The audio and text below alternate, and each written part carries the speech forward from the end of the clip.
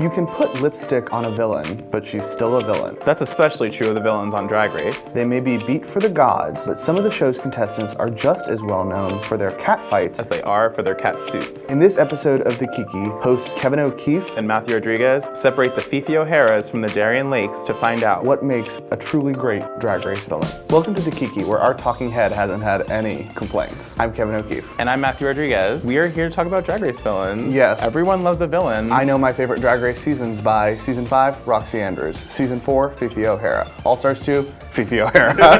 What made her an easy target to make a villain twice? You have this really great story about like different types of drag. Yep. And Sharon Needles, who kind of represented the future of drag and was kind of like being strange, was like bulldozing the competition with 4 wins. And Fifi, who was consummate pageant girl, had all of her outfits very traditional. If you have someone who's doing so well, you take someone who's like frustrated with that, and then you can like slapdash and edit together. Fifi also had something of an emotional management problem that basically led her to lash out. Go back to Party City where you belong. Seasons 1 through 3, they started with not really a clear villain. That worked really well in season 2 because you had strong personalities who could sustain that. And in season 3, it got a little too toxic because the Heathers and the Boogers like really went at each other.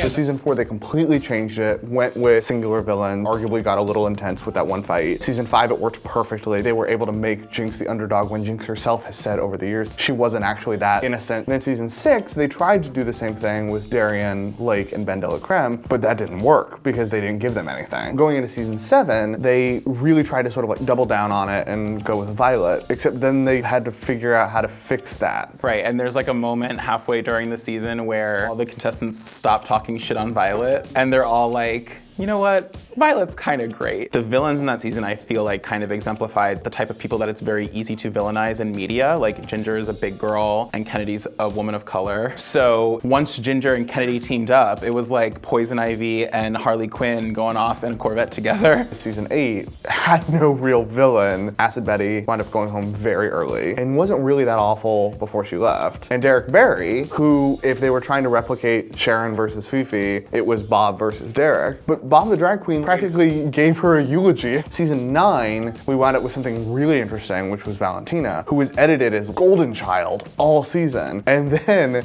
in the reunion was revealed to be like Valentina. The show would never have cast her as that thing, and in a moment of the emperors wearing no clothes, the queens were like, no, like we will not let you get away with this. You are mean. And it's really interesting to see the queens seize that power back, because now with season 10, we see the vixen openly saying like, I'm not going to allow editing to say that I'm a villain. After season 4, and after season 5 too, with what happened with Roxy, I think there was a concerted effort on the queens' part to not appear villainous, because the villains got so much hate after on a daily basis. There's a reason that BB, out of respect for Bendela, did not show her lipstick. She was kind of weirdly edited as the villain at the end of All Stars 3. And they also tried to sort of like make me be like, oh, she's imperious. Like, yes, of course she's imperious. You can take almost any personality trait and make it villainous, right? Yeah. Aquaria is like the golden child of the season, and she is being held up because of her strategy. And they've done so many queens that's like, you're too calculated. And it's like,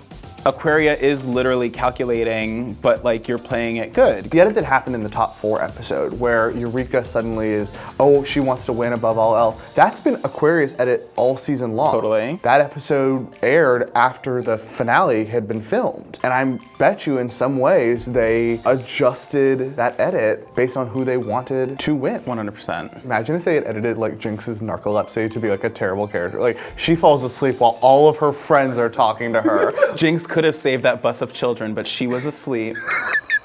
How far can villains go, and when does the show need to drop a villain to be like, okay, we need to focus on the home stretch now? It certainly happened this past season. The changing of the finale from You Go Undecided to the lip sync for the crown means that the editors now need to basically make every possible member of the top 4 a viable winner. Truly. And as a result, there's a real hesitance to make any of them villains. So what winds up happening is that we've had no narrative drive over these last few episodes, and it's become boring as a result. Yeah, they didn't land the plane correctly. Is there a race factor when it comes to villains? Here's my thing about race and villains. I think that like it's easiest because of we're living in America and like all media is racist. It's like easiest America. to make facts are facts, America.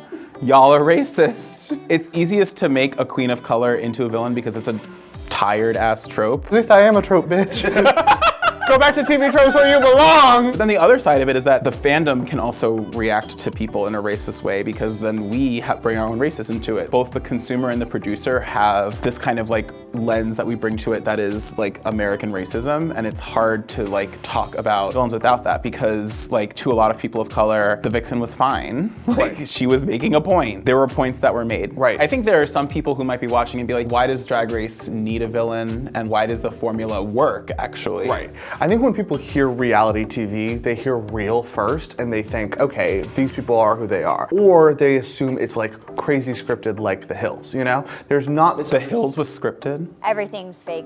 There's not this understanding of a middle ground in any way, shape, or form, which is, yeah, all of this actually happened, but it's being framed and there's selections being made to advance a story. And a villain is necessary for that. Let's talk about what happens after the show. Like, you're edited as a villain. What happens afterward? Because of the internet and how the internet works, like really feelings of how you have for people only intensify over time. Yes, memes come back up. Truly. Things get reshared. Can I finish?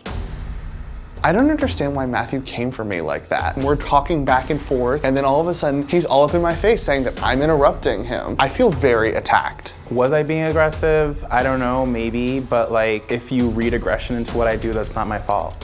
Anyway, I think that it's really hard. I mean, especially because a drag queen like relies on people coming out to their shows and coming to their meet and greets and wanting to sign and buying their merch. Like, it's literally like this like lever system where like in order to crown a winner, like someone has to lose. And it's sad that someone has to lose Drag Race in that way. So when you look at somebody like Alaska, who was edited a little bit at the end of All Stars 2 to be the villain, she turned it into a chance for her to thrive. She marketed the snake thing. She did it really intelligently. It almost takes a winner, you know? It takes somebody who's so smart, who did it right, to figure out how to fix it. And I think the problem is that villains rarely win. Villains at the end of the day are also super talented. You can't have a villain who's so clearly outmatched by the person that they're going up against, right? Right. Like Roxy works as a villain because she's so good at what she does versus what Jinx does. And she's mad that like the season is all acting challenges that Jinx is winning, and she came on thinking it would be like a sewing season. Which was similar with Sharon and Fifi. Right. Fifi was upset because she thought she could come in and do basically